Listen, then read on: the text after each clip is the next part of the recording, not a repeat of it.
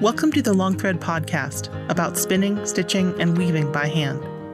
This series is sponsored by Long Thread Media, publishers of Spin-Off, Piecework, and Handwoven magazines. Find us online and subscribe at longthreadmedia.com. I'm your host, co-founder Ann Marrow. So I'm here with hand spinner and teacher Heavenly Bresser. Welcome. Hello. Thanks for having me. One of the things that I have noticed is that you have quite a herd of spinning wheels. Yes. Too many, some will say. Not I. I would never say too many. Yeah, it's growing. I actually saw a wheel this morning, and I'm trying to tell myself I don't need to add it to the herd. How big is the herd right now?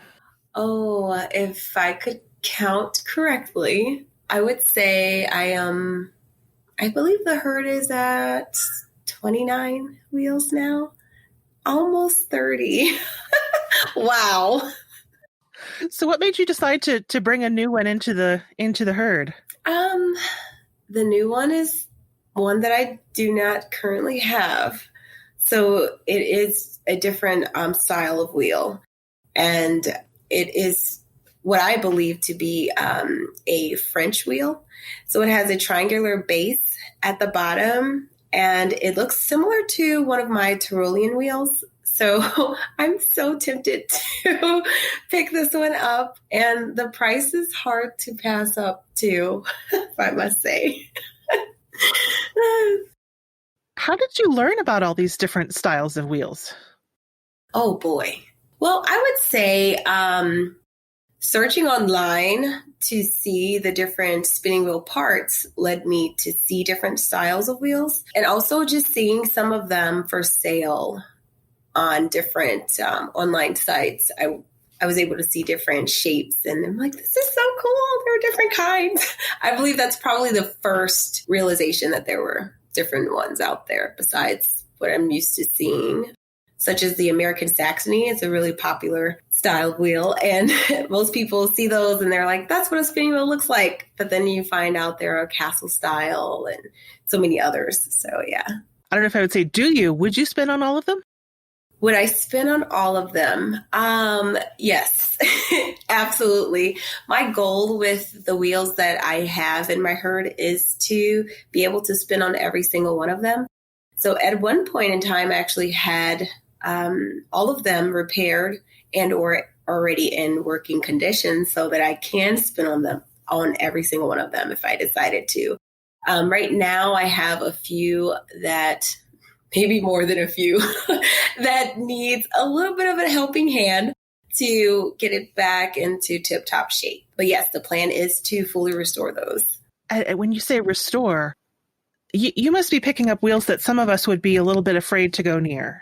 Yeah. So I went from repairing wheels where I did minor fixes, things that I felt were not beyond my ability to take on. So for repair projects, at least in my view, those would consist of wheels that already have a flyer or a spindle. As long as there's something there that I can actually spin on, it's great. And it would consist of almost all of the moving parts of the wheel. So those types of projects, I would have to repair leathers. I might have to fix a treadle and possibly make my own footmen from leather cording or some other material. But in general, those are easier fixes. Now I feel as though I'm leaning more into the restoration stage where I am actually fabricating my own parts for the wheels. And it's a lot of work. And it is definitely one of those things where I would say the average person might not jump into right away because it takes a lot of knowledge with woodworking in order to really remake these parts. And there's a lot of safety measures involved. So you still have all of your fingers afterwards. it's been a journey, but I'm enjoying this transition from simply doing repairs to restoration projects. Did you do any sort of woodworking before you were working on restoring wheels, or is it sort of that this was the next logical step? For me, this was the next logical step. I had no training whatsoever in woodworking. I had no experience at all. I actually joined a woodworking guild earlier this year. I want to say it was early January when I joined an online woodworking guild in order to learn more about woodworking. And I felt like I was in over my head because there's so many things involved with woodworking that has nothing to do with recreating parts for a spinning wheel. But I felt that it was still valuable information. So I had an idea of what tools I might want to purchase down the line. And I made the step a few months ago to purchase a lathe and some other woodworking tools, power tools that will help assist with the process. So I'm not wearing myself out, basically. It's so interesting when you think about, one thing leads to another. And how did you get into spinning? Oh boy, yeah. I had no idea I was going to spin yarn. So this is a great question. Most people think that I've always had this idea that I would be a person that spins yarn. That was not my idea at all. I have to give credit to a yarn shop owner for even giving me the idea that I could make my own yarn. Back in, I would say, November of 2009 is when I started crocheting, and that's what led me into the world of yarn to begin with. And then 3 months later, I decided I'm going to teach myself how to knit. And I started hanging out at a yarn shop, and the yarn shop owner had taken a class on how to use a drop spindle, and she didn't get the hang of it. And she said, "Hey, maybe you would like to try this." And I said, "No, I really don't." I said, "I'm enjoying my knitting. I'm enjoying what I'm doing with my crochet. I'm enjoying everything I'm doing here. Do not throw anything else at me." She basically told me she's going to give it to me whether I say yes or no. So she gave it to me. She's like, "Come on, you have to try it." So a little bit of peer pressure and me saying, "Okay, fine." I finally picked up the drop spindle. And this was back in 2014 when I attempted. And I felt like if I had more instruction with it, I probably would have done much better. I did a terrible job in my first attempts with drop spindling. But that ended up leading me to think about spinning wheels. And for some reason, instead of thinking that I would spin yarn right away or learn to spin on a spinning wheel, I figured I'd just grab a spinning wheel and see how it works. So my husband was part of that solution where he was searching online and he was on eBay. And he decided that he was going to look for spinning wheels. And this is back in February of 2015. We found a spinning wheel that was listed, and it was a cute little German-style Saxony spinning wheel that needed a little bit of help. So all of the parts were there. So it was definitely a repair job. But I needed to replace the leathers for the treadles. The treadle was a single treadle. And we also had to travel to purchase this wheel. So we had to travel from our home here in Warrenville, Illinois to Milwaukee. So that was fun, a nice family road trip. We brought it back and I just started repairing it right away. And I can't tell you how many times I just sat there and just turned the wheel around and around just to see what I was working with. It was mesmerizing. But that was my very first experience with the spinning wheel from there. And I've been hooked ever since. That's amazing. I think a lot of people, when they get started, want to know what they're getting. They want something that comes with a manual and a user group. But you just dove in and found something that was not only, that you were at least the second owner, but that you were going to have to figure out everything about it. Yeah, I looked at it and said, well, one day I'll learn how to use it. But for now, I just want to get it working, so that maybe I can use this. And what was nice is that in my really small town, we actually have had at the time a spinning guild that met in my town. I'm like, how cool is that? So I had this wheel, the German style Saxony wheel, and also another wheel that my husband found. He's very good at finding things. He found another wheel, and I figured I would bring it to the spinning guild meet and ask questions. So I brought it to the spinning guild meet, and the ladies there were so, so helpful. And they told me that they believed that both of the wheels would probably work. And I felt like I found my thing. And I also found what seemed like a nice home because of how friendly everyone was. So I joined the guild later, and I just kept coming every month to visit. And nowadays I actually teach some of the programs for the spinning guild meet. So it's really cool how everything turned out. What would you say is your newest spinning wheel? I mean, what would you say is your youngest spinning wheel? Let's put it that way. Yeah, the youngest to the herd. I recently purchased a pendulum spinning wheel. Yeah, I'm so excited about this wheel.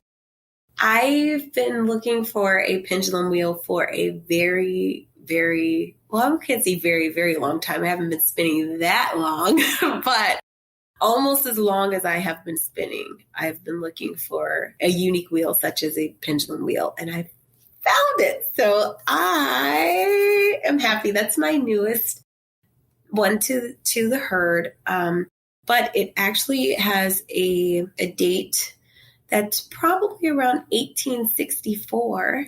So, and it's definitely a restoration project. There are parts that are broken on it and or missing. So I am working on that. Actually, I was working on that today, working on repairing or remaking a treadle for it. So, there's textile equipment, spinning wheels and looms and all sorts of things like this that people might come to and not quite know how to approach it. How do you assess if something is going to be a good fit for you? That's a very good question. I don't know if I have a really good way of assessing if something's going to be a good fit. But if I notice that something is unique and it's something that I consider rare or something that's one of a kind, I'm pretty much all over it because I feel like this is a chance to do this. If it works, awesome. If it doesn't, I might cry, but it's still okay. But even with the newest wheel that I have, I feel like I am definitely taking on a challenge I've never taken before. I think this is this will be the first wheel where I'm making my own treadle, and I am also repairing a brake using power tools, and I've only practiced a little bit with some of these tools. So I feel like some of it just will be overwhelming to some sort of degree, but I just try not to let it keep me from getting something. I try anyway. I try. But yeah, I don't think I have a way to assess if it's going to be a perfect fit. I just try to go for things that are different. So do you find that I often find that when people find out I'm interested in something, they want to give me all their related things. Do you wind up with people trying to give you spinning wheels? Yes. Yes. And what do you do? So I have received some spinning wheels from people. Some of the ones I've received is because the person that was going to discard the wheel decided that if you don't take this, it's going to go in the dump. It might end up in a fire. It might end up in a place where it shouldn't go. So in a way, I feel like rescuing them gives me a little bit of peace of mind, knowing that, it has a home with someone that is planning on using it and will definitely take care of it. But I also have received, I've received a Franken wheel, and I have received another wheel that was in pieces. Would you explain what a Frankenwheel is? Yeah, sure. So, for those who don't know what a Frankenwheel is, Frankenwheels are basically those spinning wheels that the parts should all really come from one wheel, but it's like having Frankenstein with different parts. So you can have 2 or more parts of a wheel all thrown onto one wheel, and the wheel still can function, but it definitely has traits from various wheels and parts from various wheels. It doesn't make it so that they're not usable, but most people will prefer to have a wheel that has all of the original parts. So I have received one of the Frankenwheels that was not working properly, and I was able to fix it. And basically the tension knob was stuck. So the mother of all would move. The maidens were a little wobbly. So I just did some minor fixes to that wheel, and ta-da, it worked. So that became a student wheel. So if anyone wants to learn how to spin or wants to borrow a wheel, that's the perfect wheel for someone to try and use. It actually works really well. It works really, really well. Well, that makes me wonder. You said that becomes a student wheel. So far, do the members of your herd come to you to stay? Is it an adoption situation or a foster situation? It can be both. So I hate to separate from some of those wheels because they're very special. So the ones that are double flyers or just have a rare, if they're one of a kind, they pretty much stay with me. But there are some that I have no problem with allowing someone else to spin on them. I also have looked into just picking up wheels just so I can see if I can find a home right away. Because at the number that I have to let some of them go to an actual home. So the point for me having a spinning wheel collection isn't necessarily to reach a certain number. It really is to make sure they all are actually functioning and they all will have their time to be used in some way, shape, or form. It reminds me of something that Norman Kennedy told me once. He's from Aberdeen, and many of the people who had been spinning before he came along, before he was a young man, once they had the option not to spin anymore, they were done with it. And so he would find barns that were full piles of old spinning wheels. Wow. Including some with fires. So what you're saying about, rescuing it from a fire, it sounds pretty similar, and people fall in love with these tools. Yeah. They're pretty awesome. Do you ever find out anything about the people who had them before you? Not much. Most of the time, if I'm purchasing a wheel from someone, I will ask, but I don't get a ton of information. I wish I could get more.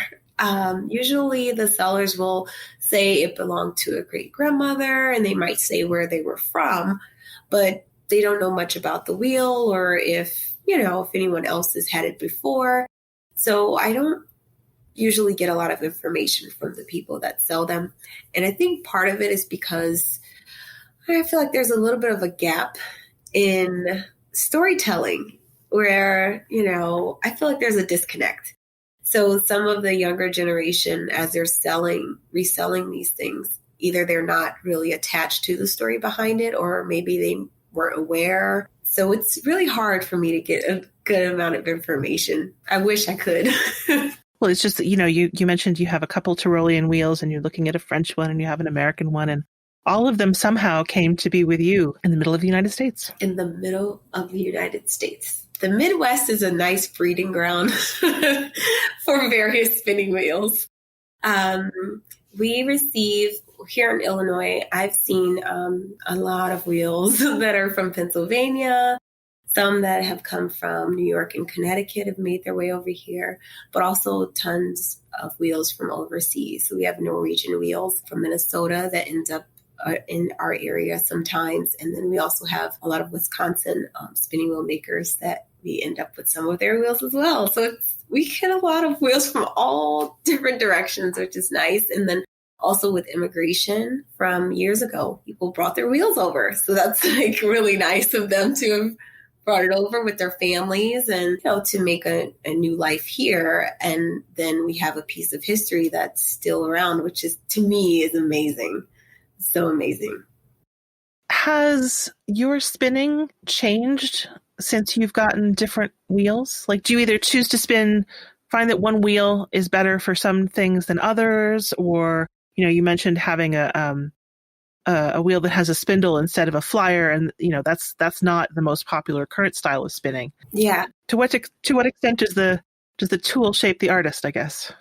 I will say that my spinning has changed.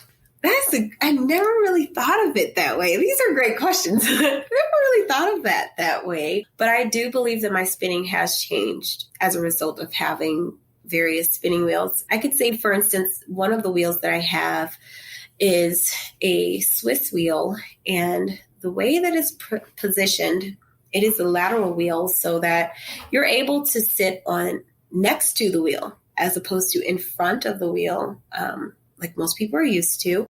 And that wheel makes it so that it's very easy to practice long draw and lead with your left hand.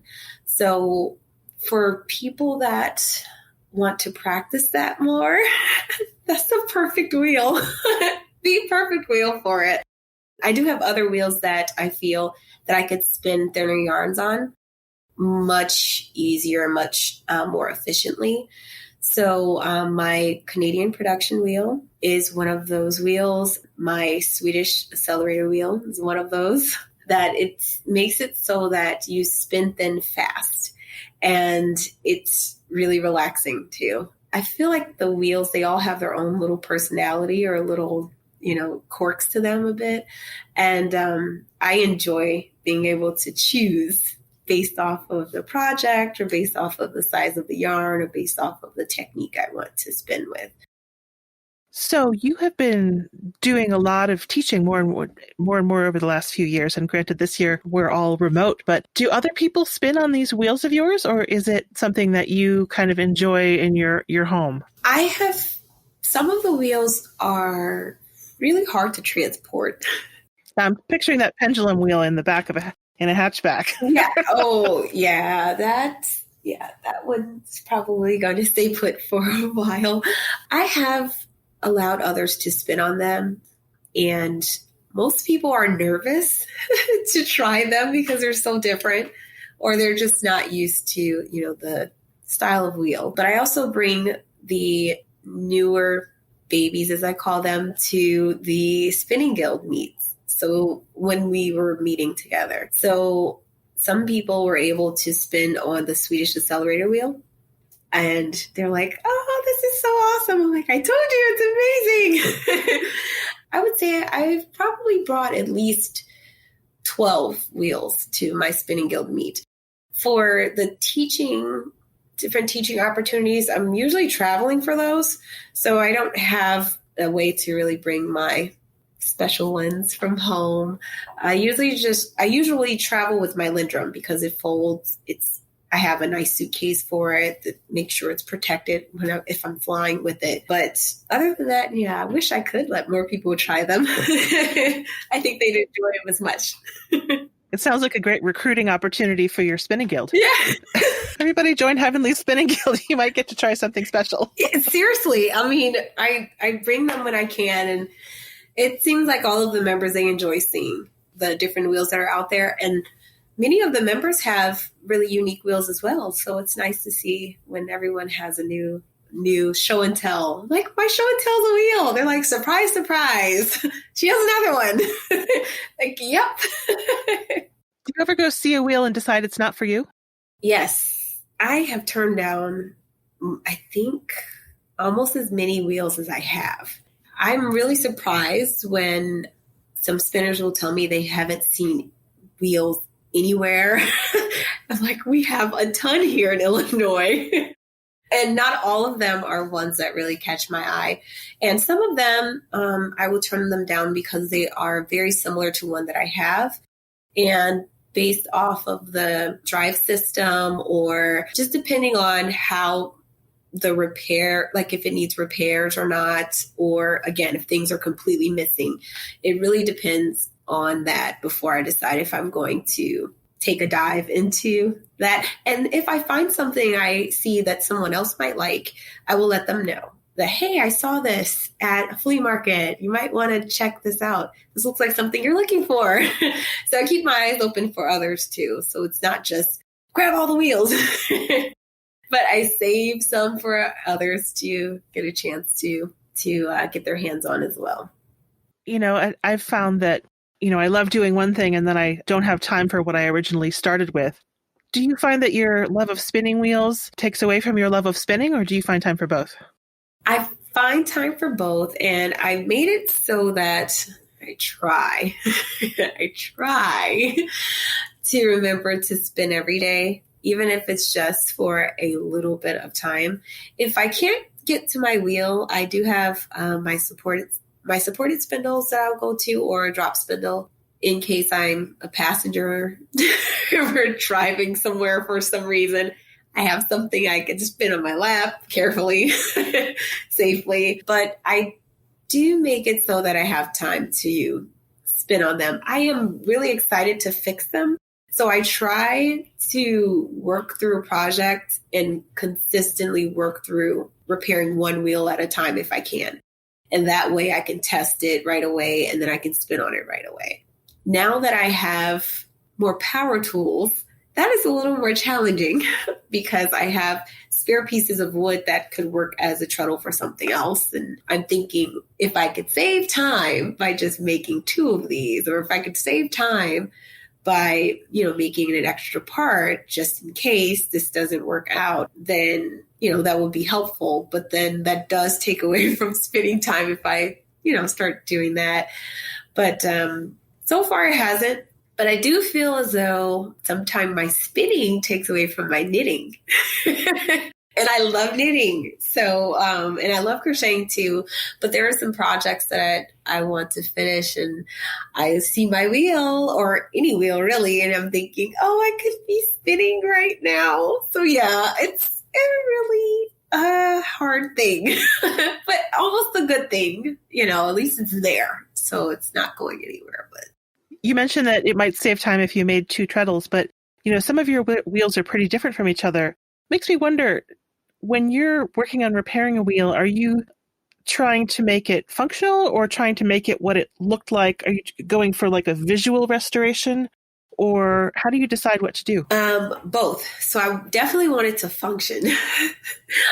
I want it to function, but I also prefer to make the parts so that they are historically accurate if possible.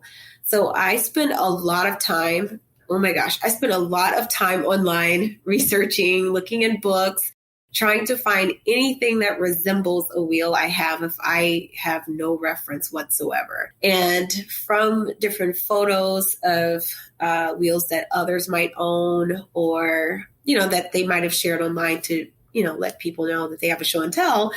From there, I can get an idea of the dimensions and the proportion that I want to aim for. So I definitely want them to function, and I would prefer, if possible, to keep them as historically accurate as I can. But I feel as though that's really challenging when you have the rare wheels that no one has, unless you find it in a book, or if it's well documented somewhere. It's really hard to do. So that takes a lot of time just to research itself. I spend hours just researching and trying to find information, hours upon hours. I think I do it every day. I think I do more researching than spinning, actually. I'm always online like, oh, what if I could find this today? So you mentioned that, now you spin on a supported spindle or a drop spindle when you can't get to a wheel. What is it that brought you back to those after initially it seems like you were paused briefly on spindles and went straight to wheels? What brought you back into spindles? I think it's, I would say, determination, probably.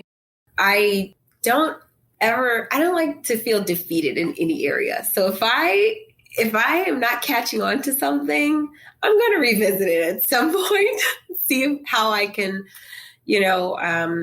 how I can get it to work or figure out what's not working for me. So when I had trouble with the drop spindle, I knew at some point I would revisit it. And then I figured things started to click more when I understood how fibers work, how staples work. I felt like I had a better understanding when I was spinning at my wheel and my lindrum. And I felt like that was really, it felt natural to me to spin on a spinning wheel. And I figured if I could do this, and this feels really natural, I'm sure I can teach myself how to use the drop spindle, give it a shot. So I revisit the drop spindle, and it actually worked out really nice when I came right back to it. And I thought I should try different ones and see how I like the other ones. And it became just like the wheels, where I have a lot of spindles now too, which they don't take up much space though. So there's that. Well, I was going to say they're easier to stash, but it sounds like, some people are afraid that their spinning equipment is taking over the house, but it seems like your husband is supportive of your growing spinning herd. He's part of the growing. That's great. I would say he probably has helped me find at least 3/4 of them, I would think. Okay, so one thing about my husband, even though, this is kind of like a sidebar here, my husband, he likes to collect vintage toys. So he goes online looking for vintage toys, and if he's bored, he'll look for spinning wheels. He just does that. So when he finds one, he will send me a photo. He'll say, "Hey, have you seen anything like this before?" I'm like, "No, I haven't." What are you leaning into? And usually he has already contacted the person to see if it's still available. He's very persistent and he stays on top of things really well. He's good at finding things. Also, his father, he's really good at finding things at flea markets. So they have become what I like to call my spinning wheel realtors. They can find a spinning wheel that's hidden in the dark. I'm like, how? I have no idea. They're on radar for this stuff. But it's great to have somebody who, even if they don't share your exact passion, understands the drive to have more of something or to just find out more about something. Yeah, I agree. I find it really interesting that my husband knows more about spinning wheels than I would say most people that have seen them. And he knows the parts, and he's really good. He's really good with the terminology. It's like, how did you know that? I didn't teach you that. He's like, this is missing the staff. This is missing this. This is gone. The treadle's broken. There's no footman. I'm like, oh my gosh. He's really good. So yeah, he could find one for anyone, really. It's sometimes it's important to have a good realtor. You might want to, have them put out a shingle. Yeah. Service on hire. Right. He's good. But I'm thankful for him. He's very generous. So he finds things also for our sons with no problem. He just finds things. I don't know. I'm like, some people have I feel like they have a superpower. His would be finding spinning wheels and things that most people can't find on their own. Like that's your superpower. Thank you. So do you have something in the back of your mind that you're still looking for now that you've gotten your pendulum wheel? Oh, I don't know if I could say that on air because then I won't find it. So what's going to make the decision for you on that potentially 30th member of your herd? It definitely will have to be very rare and not like any of the others. Nothing like the others. I think if I were to find a spinning wheel that's similar to my pendulum wheel, hear me out here, because it is similar to something I do have now. And I do consider this to be one of my dream wheels, the pendulum wheel. But there's another type of wheel. It's similar to a pendulum wheel, and I've spun on one before. And this was maybe 4 years ago, and I've never seen anything like it. So the pendulum wheel is interesting, where the arm that swings sounds really crazy for people who aren't aware of what a pendulum wheel is. You'll have to check this out. So the arm that swings on the pendulum wheel, it swings below. Now there's another version of this wheel, a wheel with a different pattern, where the arm swings above. And there is a little bit of discussion of whether to categorize this one as a pendulum also, because the arm pivots above and goes away and then returns closer to you, just based on the position of that arm. So I originally wanted one of those. If I were ever to see one of those, I would grab that right away. There is another wheel, though. If I were to see a particular wheel, I would probably purchase that as well. And they are called tabletop spinners. So I've seen some that you basically will hand crank the drive wheel. So there's a tiny little handle, and you will spin off you'll spin right onto the bobbin. And it's a beautiful, beautiful setup. No legs. It sits on a table, and it's simple. It's small.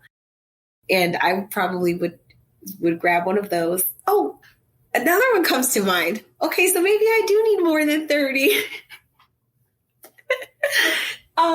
There is another wheel that I would love to have in my collection. I have yet to see a Turkish accelerator.